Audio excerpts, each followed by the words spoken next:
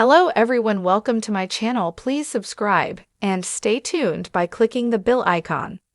Estelle Unplugged. Why she's not chasing the next American Boy trend.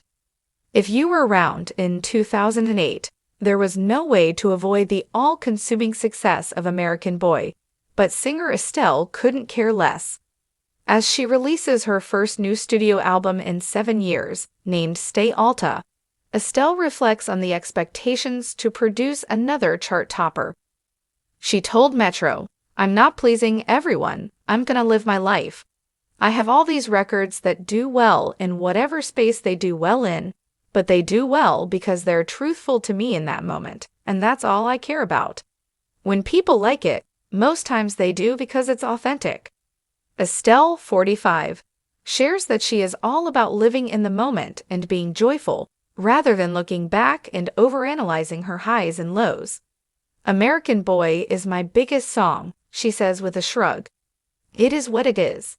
The Zeros track, featuring Kanye West, has become a cultural touchstone, partly thanks to Gavin and Stacey, and remains the best-known track by the London-born singer. While she recognizes that American Boy may have shone brighter than her other music, she's never chased the hit, as lightning isn't going to strike twice. Her feelings about the track's legacy are a little mixed, but the iconic Gavin and Stacey moment let her know that she had hit certain points in culture. Estelle shared, "If everyone had their way, I'd have had to make 10 more 1980s. And that's my annoyance with people. You have short-term memories, because remember when American Boy came out, and you were like, well, it's no 1980. She jokingly banged the table in frustration and added, "Now everyone's like, well, it's no American Boy. I don't care." Fans demanded a sequel at the time, so she caved and put out Fall in Love, which, according to Estelle, is functionally a rewrite of the smash hit single. "Somebody wrote that record again and said, 'Here,' and you guys asked me to sing and I said, 'Okay, and you don't want it,'" she laughed.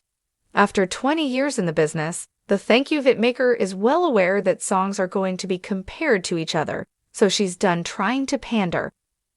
"I think every other album has felt like, to a degree, I did it for everybody else, family, friends, for the expectation for a version of me that got me here," she shared. "I no longer need this version. I am who I am today and who I hope to be." The Grammy winner sees her post-pandemic self as wildly different to the Estelle we knew in 2018 when she was last releasing a studio album. Her transformation started when she got help and began seeing a therapist and decided to be intentionally happy. "I don't have to be anything other than who I am," the Conqueror singer said. "This album says all of that, and I feel like there are so many more people who will identify with that." Stay Alta has actually been in the works since 2012, but the timing was incredibly important for Estelle. She doesn't believe in releasing music for the sake of it, explaining that she lives the music. Every song is a part of her story. Estelle said, "When I put music out, I want to care about it. It's important that this music isn't something that's just for the sake of like, oh, she's putting out an album out. It's none of that. It's, I've made a really great album. I'm so proud of it." This album in particular was one the singer felt she needed, as it is filled with light and joy. "There's a lot of joy in a way that's not weak, but that's vulnerable and gives people permission to do something other than what they've been taught," she explained. This need for joy was sparked when the album really began to take shape in 2018, when the overall sound had a dark undertone in Estelle's eyes. She didn't hear uplifting music on the radio or in the festival lineups. Instead, everything was pulling us into this crucible of dark. Not to sound dramatic, Estelle laughed and added that now, we are beyond ready to be happy. Reflecting on funk in the 80s or punk and R&B in the 90s, the Steven Universe actress said this is where music is about to go again.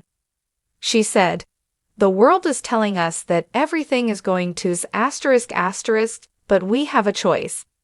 We have a choice as to whether our emotions and our heads go to ***, as well." I don't believe that we want that.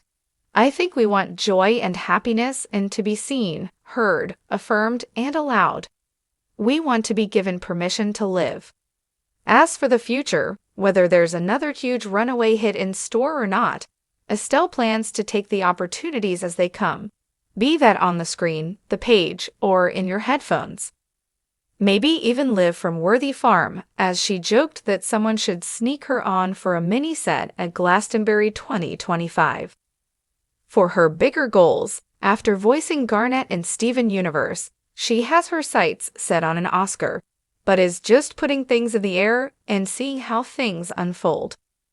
I just want to continue being joyful and being intentionally joyful, and hope that wherever I step, wherever I am, joy is there. Maybe there could still be Worthy Farm this year. Estelle does have a song with Busta Rhymes after all. If you like the video, don't forget to like, comment, and share.